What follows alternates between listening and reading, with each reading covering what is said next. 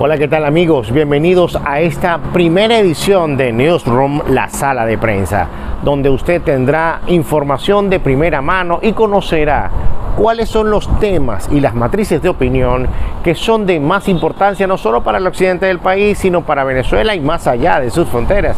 Espero disfruten de esta primera pieza.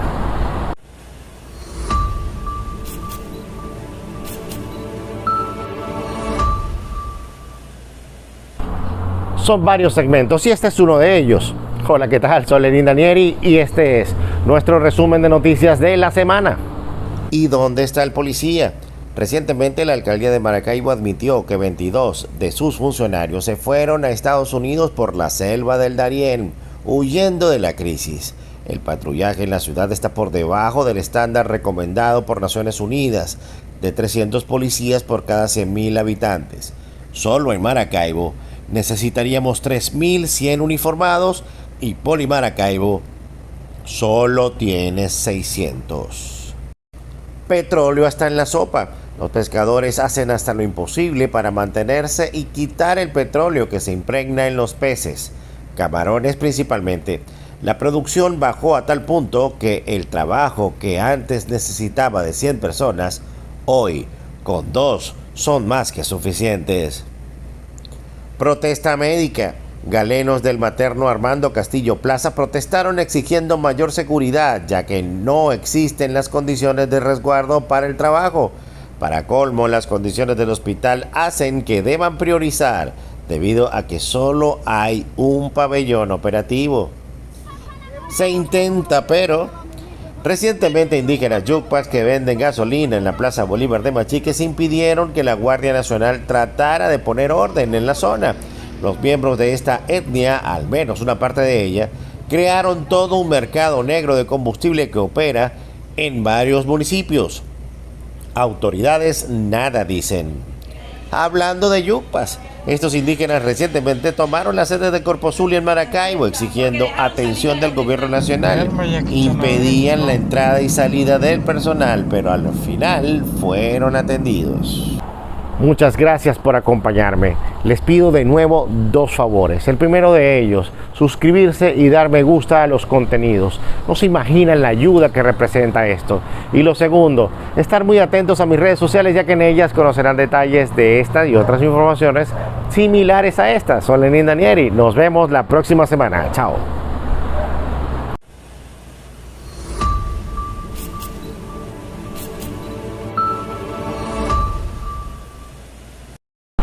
Quien no conoce su historia está condenado a repetirla. Por eso seleccionamos un extracto de esta historia contemporánea y la pusimos a disposición de ustedes para que saquen sus conclusiones. Esta es nuestra videoteca. Que la disfruten.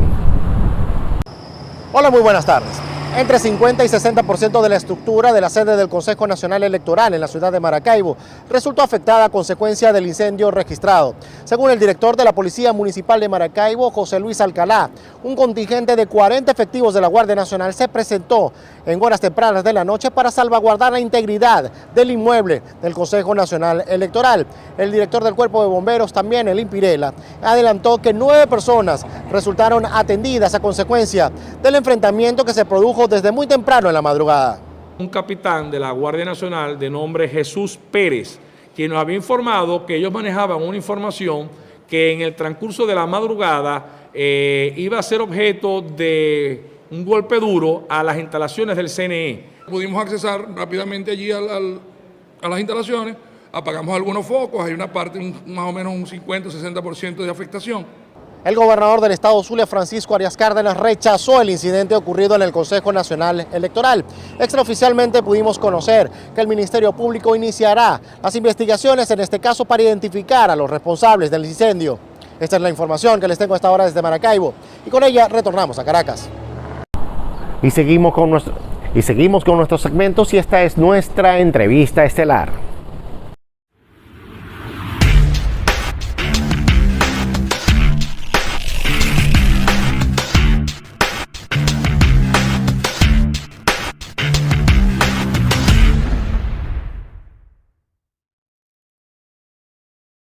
Hola, ¿qué tal amigos? Bienvenidos a esta nueva edición de Newsroom, la sala de prensa donde analizaremos la situación, lo que ocurre no solamente en el occidente de Venezuela y en el país, sino más allá de sus fronteras. Y en esta primera edición tenemos a una invitada de lujo, a una especialista en ciencias políticas y en comunicación política. De hecho, yo creo que es la única que está realmente preparada y con docencia, con suficiente background académico para hacer lo que hace. Es Ana María Osorio. Ana María, hola, ¿qué tal? Saludos, ¿cómo estás? Excelente. Bueno, no pienso que pueda ser la única. Yo estoy seguro que sí. En este país hay grandes talentos y grandes profesionales en el área de la comunicación y de la comunicación política. Solo que por el tema mediático y el boom que ha generado las redes sociales, ahora cualquier influencer se hace pasar por estratega en comunicación política o por consultor político. Lo mismo, se autodenominan. Lo mismo pasa con los comunicadores, ojo. Ah, no, de esos abundan. Porque hay comunicadores que hay influencers que creen ser comunicadores y no es así. Pero la que yo he visto que tiene la suficiente docencia para hacer lo que hace en la parte de comunicación política eres tú. Yo no conozco a otro, honestamente hablando. En la comunicación política sí somos contados los profesionales en el área. De hecho, soy egresada de la Escuela de Consultores Políticos de América Latina y el Caribe. Pero, entre tanto hablar, creo que lo más importante es dejarle a todos los ciudadanos, a todos quienes te siguen, es la reflexión, una ventana abierta para que ellos decidan cuál es el destino del país, cómo está la situación política y tomen una decisión sobre qué hacer en las futuras elecciones.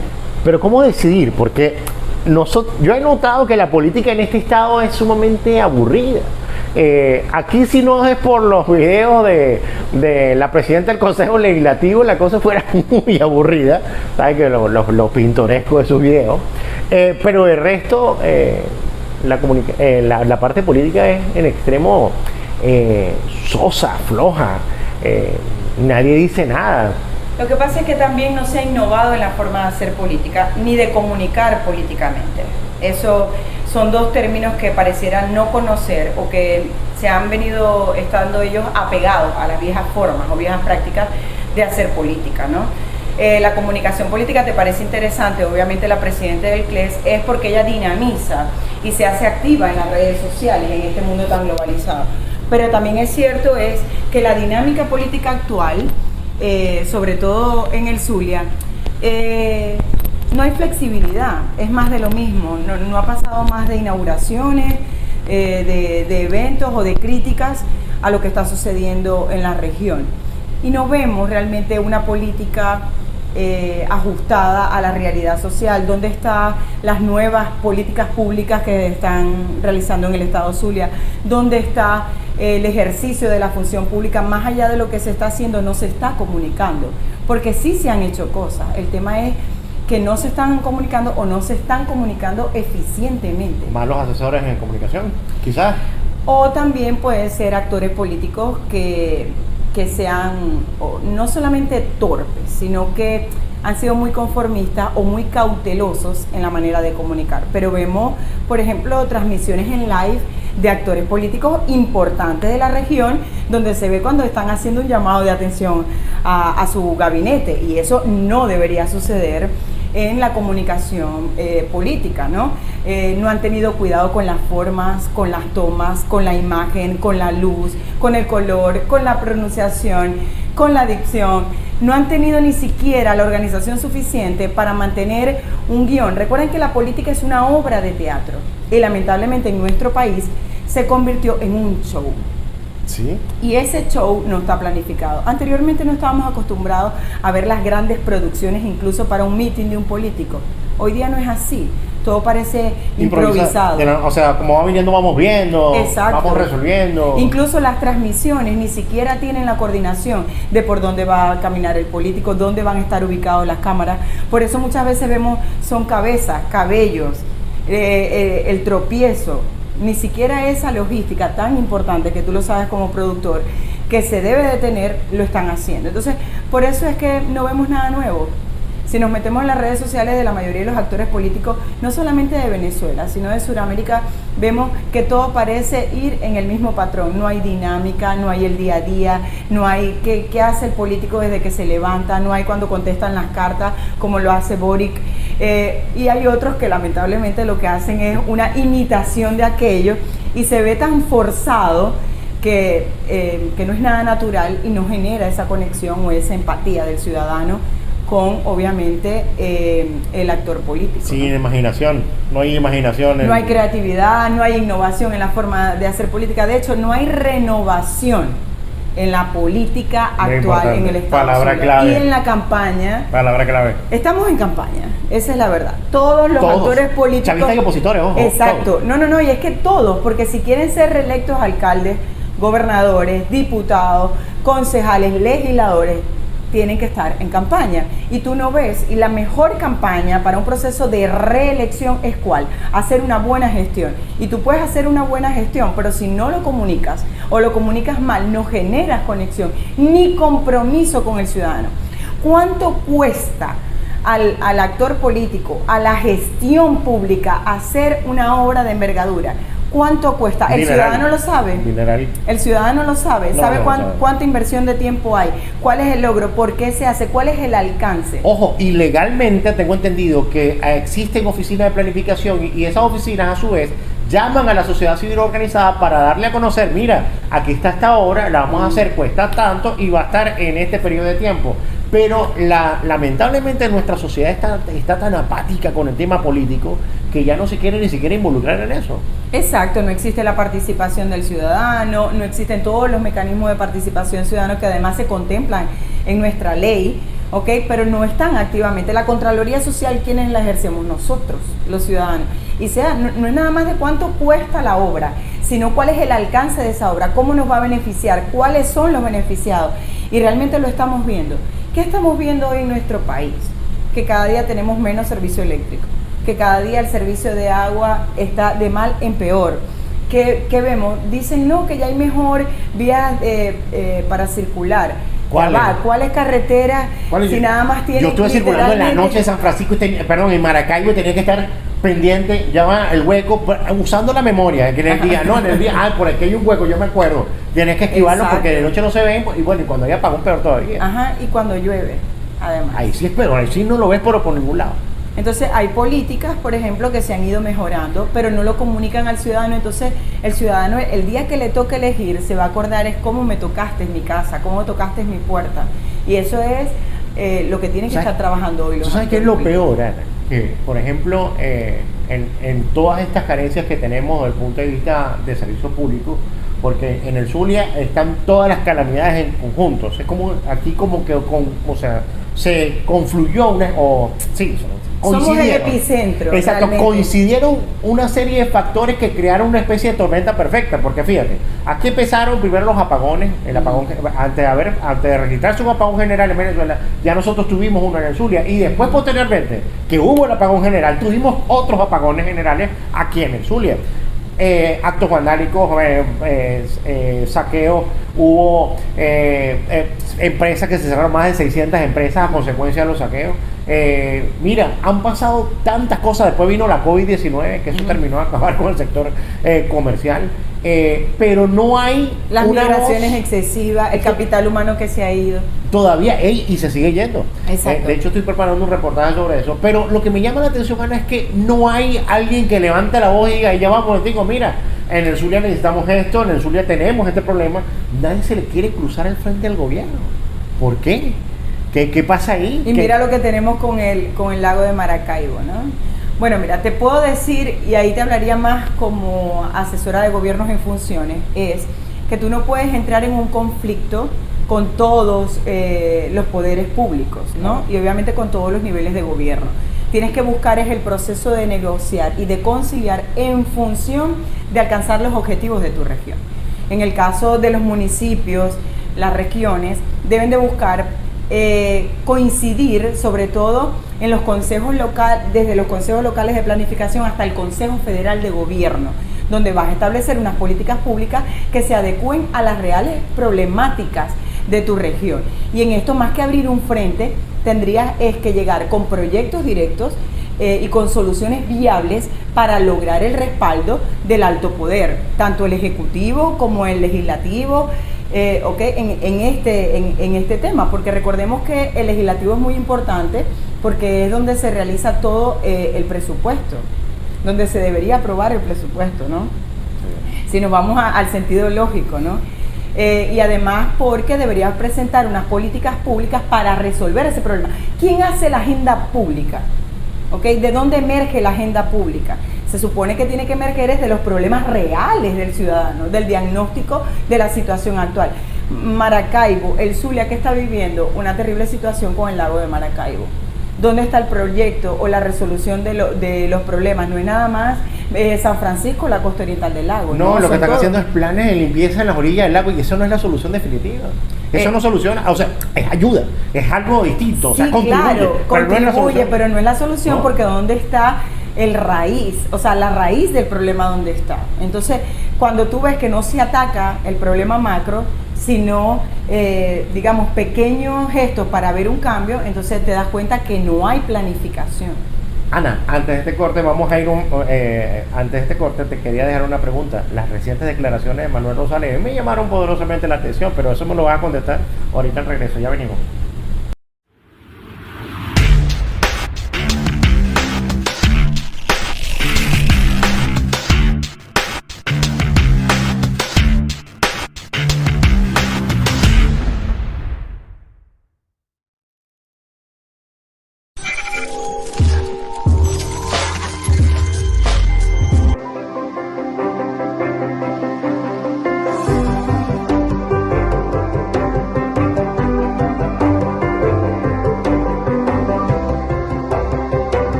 Toca reacondicionar la oficina.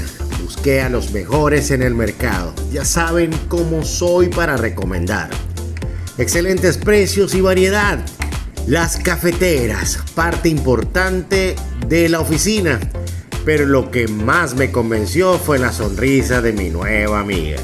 Proveedor Art, minicentro comercial Giganti en Maracaibo.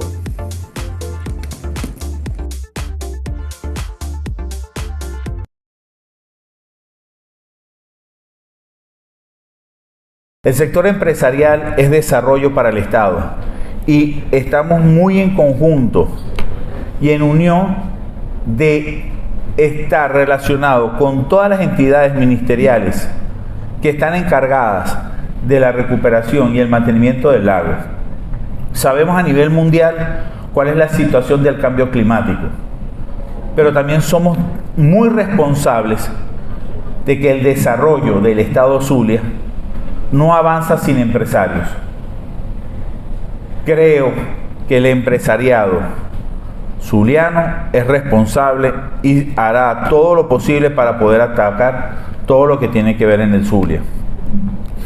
Aquí todos nos necesitamos, los empresarios, el sector petrolero, el sector agrario, pero todos tenemos que estar claros que tenemos que minimizar cualquier incidencia de cambio que tengamos en el lago.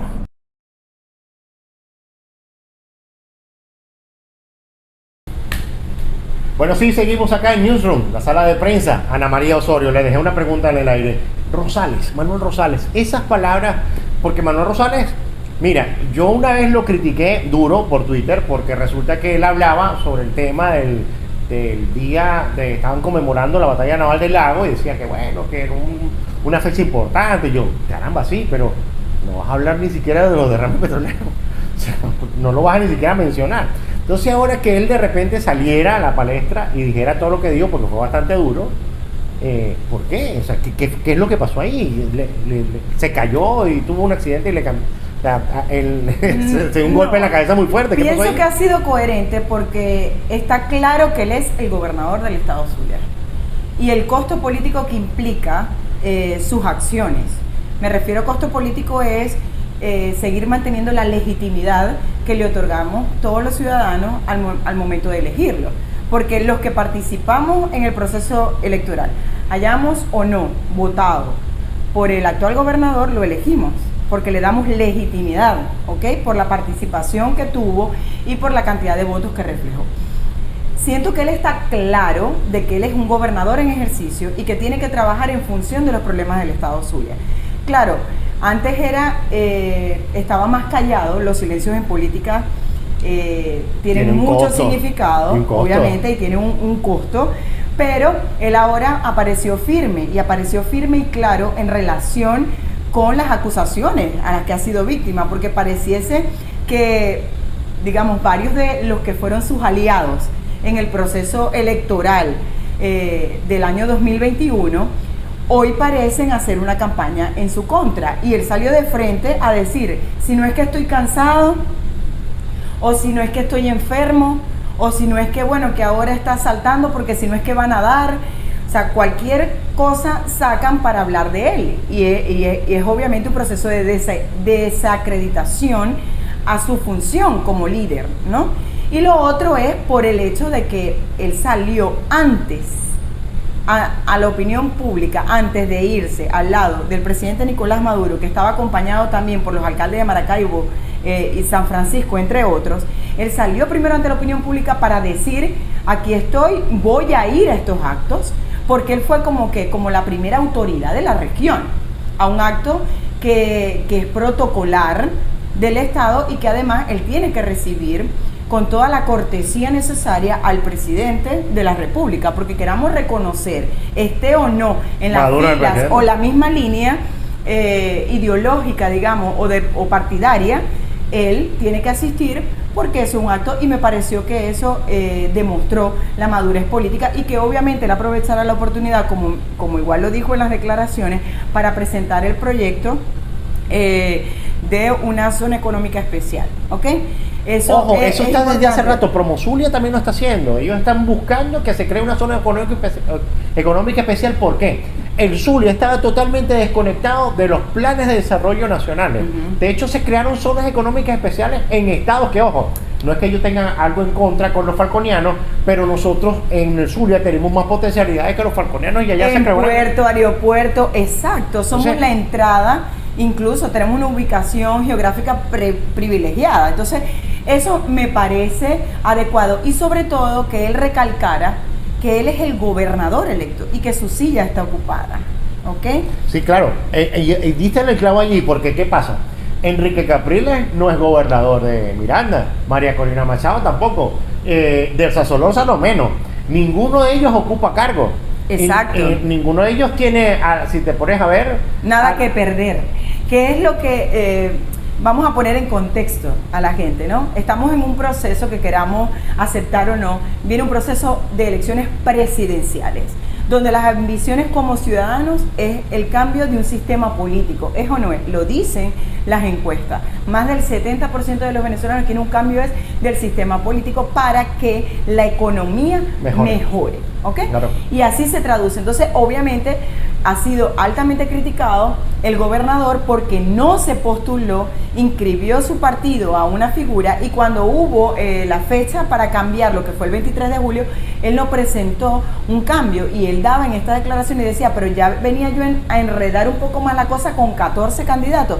Tiene razón, pero si te pones a analizar los 14 postulados, ¿ok? En unas primarias, ninguno tiene nada que perder, porque ninguno es un actor político en funciones, en ejercicio. El único es él sí le debe respuestas a los zulianos, él sí debe respuesta también a su cargo.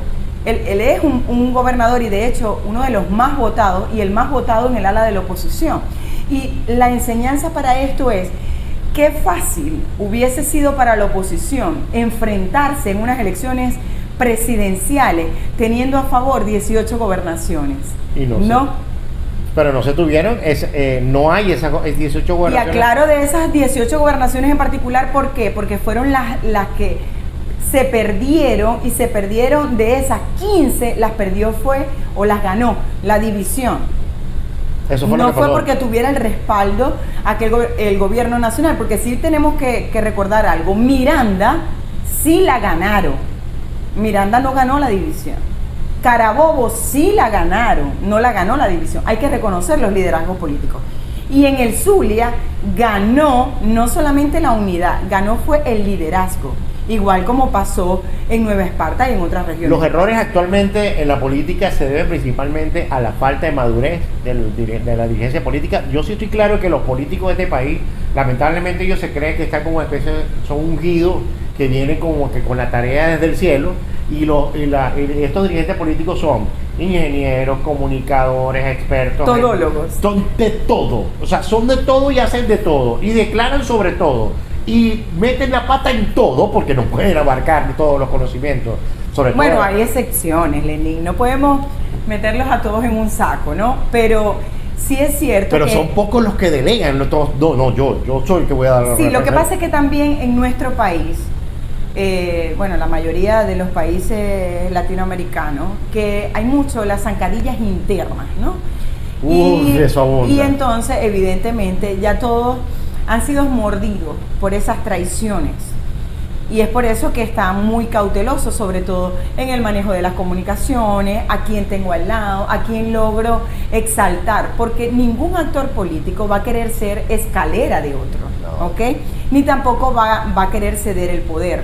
Si un actor político como Manuel Rosales hoy deja la gobernación para irse a unas presidenciales, ¿quién va a ser el gobernador del estado? No hay una figura en la ¿Quién es esa posición? figura No la hay. visible que pueda tener o englobar el liderazgo que hoy tiene él? Porque se quiera No hay. reconocer o no por sus años que él tiene dentro del ejercicio de lo político, es un actor político que se reconoce nombre, se reconoce rostro, gestión y acción. Y algo que se le reconoce nacionalmente es su palabra. Entonces, obviamente, es muy complejo el hecho de decidir qué voy a dejar o qué espacio se va a dejar vacío para ocuparse de otro. Porque recuerden algo, el Zulia se recuperó. ¿Sí o no? Sí. El Zulia se recuperó, y cuando hablo de Zulia no es nada más la gobernación del estado, las alcaldías. ¿Y quién ayudó a eso? Sí, Rosales y un Tenemos grupo. que entenderlo. Lo que pasa es y que es porque ahí sí hubo madurez política. Y ese es un tema que me gustaría tocar, porque la gente no entiende. Y ojo, yo no estoy a favor ni en contra de ningún actor político. Yo siempre me he considerado opositora de todos, del gobierno, de la oposición, de todo. Igual yo. Soy opositora porque lamentablemente hasta hoy no me siento representada, ¿no? Por ninguno de ellos. Entonces, si vamos a hablar, tenemos que reconocer la madurez política que hubo en la región. El estado Zulia se llegaron a acuerdos en los que la gobernación, las alcaldías, indistintamente de que hubo primarias para seleccionar en algunos de los municipios los candidatos, el Zulia logró ganar porque el voto era entubado, y el liderazgo de Manuel Rosales con su trayectoria fue lo que logró concebir la victoria en el estado Zulia, lo queramos reconocer o no. Y la reflexión para todos es, las gobernaciones que ganó la oposición la ganaron los políticos de vieja data. ¿Por qué? Porque las improntas colectivas en el ciudadano, porque el inconsciente colectivo del ciudadano era recordar y reavivar la esperanza que ellos nos estaban otorgando en un momento donde no hay nada. Sin embargo, su gestión es totalmente distinta, la de ahora, claro, a la del pasado. anterior. ¿Por qué? Porque en el pasado tenían Fides, manejaban puertos, aeropuertos, etcétera, y hoy día no lo tienen. Pero sin embargo, a pesar de eso, han sido gestores de crisis. Si te pones a ver, entonces, esa madurez política no la hubo en Miranda. Esa madurez política no la hubo en el resto del país. En Lara no la hubo, en Falcón no la hubo, en Mérida. Entonces, por eso es que Trujillo, toda la organización de todas estas regiones no implica solamente ganar la gobernación, sino ganar más alcaldías. ¿Para qué? Para hacer un frente y poder ganar eventuales elecciones, recuperar espacios. Qué fácil sería ir en el año 2024 a unas elecciones presidenciales teniendo 14 gobernaciones a favor, o al menos 10, pero no se tienen. Entonces tampoco se tienen estructuras políticas tan consolidadas por un solo partido. No lo tiene. El único partido que tiene la solidez de la organización y la maquinaria política que implica ganar Venezuela es el PSV, lo queramos reconocer o no. Por eso es que se hace un llamado a la unidad. Porque si se unen aquí en el Zulia, la unidad llevó al triunfo también. Porque todos los partidos... Y ese es el problema. amalgamar, llegar a coordinar entre todos y coincidir en un solo objetivo, ya sea derrotar a Maduro en las elecciones o lograr la mayor cantidad de alcaldías, hablo acá en Zulia, pero lamentablemente o en el país, pero lamentablemente ese tipo de desapego, decir, bueno, mira, vamos a unirnos en torno a esto. Lamentablemente no y es que si tú te pones a ver en el Estado venezolano como tal, mira los candidatos inhabilitados. ¿Qué hacen? No se pueden llamar candidatos. ¿Por qué? Porque no tienen la opción o perdieron el derecho político a ser electos. Ellos tienen inhabilitación y con eso que se cercena el derecho político a ser electo. Entonces, ¿cómo vas a desgastar o vas a distraer al ciudadano en una campaña si tú ni siquiera puedes poner tu nombre en un proceso electoral? ¿María Corina está inhabilitada o no? Sí está inhabilitada. Pero hay gente que dice que no, otros que dicen que sí. Sí está, y de hecho salió de forma oficial una correspondencia que se hizo pública en la que denota que ella tiene la inhabilitación política o pérdida de investidura. Y ella no puede ni siquiera postular su nombre, ella no tiene partido político inscrito. Entonces, si obviamente existe la Comisión Nacional de Primarias y va a haber un proceso unitario, es que los partidos políticos que pueden postular candidatos, ¿okay? Porque están legalmente constituidos, claro, y legalizados ante el Consejo Nacional Electoral, que es nuestro poder que rige esta materia, entonces esos son los únicos que pueden inscribir esos candidatos. Y si no hay unidad y de paso abre frente a todos los candidatos o todos los partidos políticos, porque ellos representan el pasado, y etcétera, etcétera, etcétera, con todo este discurso que han dado, ¿cómo pretende ser apoyado? En este momento el país lo que necesita es madurez política y necesita también un candidato que sea capaz de capitalizar el descontento y de unificar todo el sentimiento que tenemos los ciudadanos para un cambio de sistema político. No necesitamos a alguien que llegue a hacer frente, necesitamos a alguien tampoco que sea sumiso, sino que ataque la corrupción, pero que también mantenga ahora un proceso de transición de un sistema político a otro para reinstaurar una democracia realmente en nuestro país. Y eso requiere madurez política. Sin duda, gracias Ana. De verdad, un placer. Muchísimas gracias por esta entrevista. Nos quedaron varios temas pendientes, sobre todo el tema de los muertos políticos en este país. En política no hay muertos. Ni siquiera Chávez, que ya murió y está bajo tierra, está muerto, porque el sentimiento que él pudo generar, incluso su excelente campaña, que era Corazón del Pueblo, se mantiene hoy día. Ojalá y los actores políticos maduren y entiendan que necesitan comunicar mejor, no solamente para llegar al poder, sino que aquellos que están para mantenerse, porque veo muchos alcaldes que por primera vez lo son, que lamentablemente sus comunicaciones han fallado, y gobernadores en ejercicio que lamentablemente hasta los tweets que publican tienen problemas ortográficos, no comunican políticamente. La comunicación política es diferente al hecho noticioso. Es entender cómo yo me convierto en noticia para establecer la agenda CETI. Lo que está haciendo ahora Nicolás Maduro los lunes con su programa, y en su momento lo hizo Chávez los domingos. Establecían la agenda CETI. Tanto es así que nosotros le dedicamos tiempo a hablar lo que ellos nos están comunicando.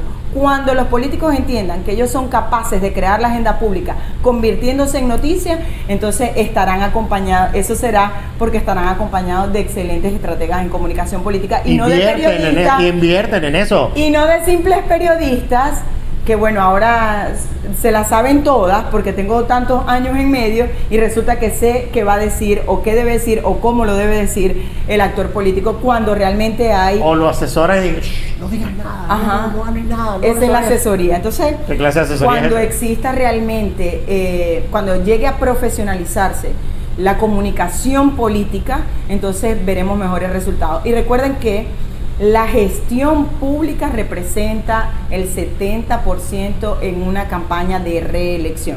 Cuando esta gestión pública es eficiente, o al menos se comunica de manera efectiva, usted logrará mantenerse en el poder. De lo contrario, una derrota asegurada. Gracias, Ana. Un placer para mí. Muy agradecido por estos minutos de compartir. Y ya saben, este es Newsroom, esta es la primera temporada, y van a saber o van a conocer un poco más de estos programas, estas entrevistas iguales de interesantes, así como con la que tuvimos con Ana. Vamos a tener a otros grandes personajes, tanto en Zulia como fuera del Zulia y fuera del país. Tenemos contacto con personas inclusive en Estados Unidos que tendrían mucho de qué hablar de lo que está sucediendo acá en Venezuela. Soy Nerín Daniel y esto es Newsroom. Hasta la próxima.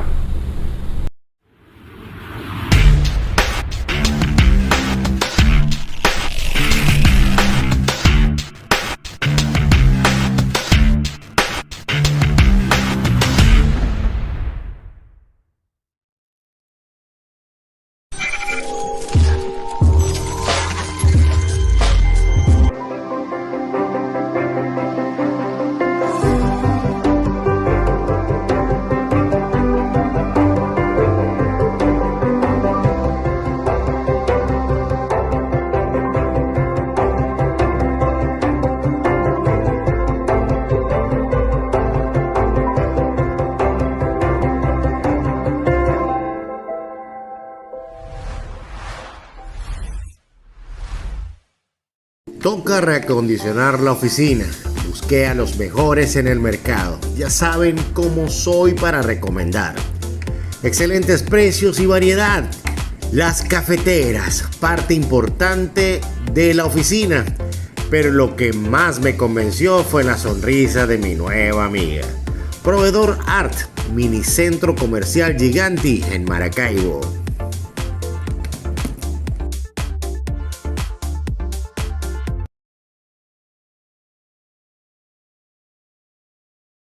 El sector empresarial es desarrollo para el Estado y estamos muy en conjunto y en unión de estar relacionado con todas las entidades ministeriales que están encargadas de la recuperación y el mantenimiento del lago.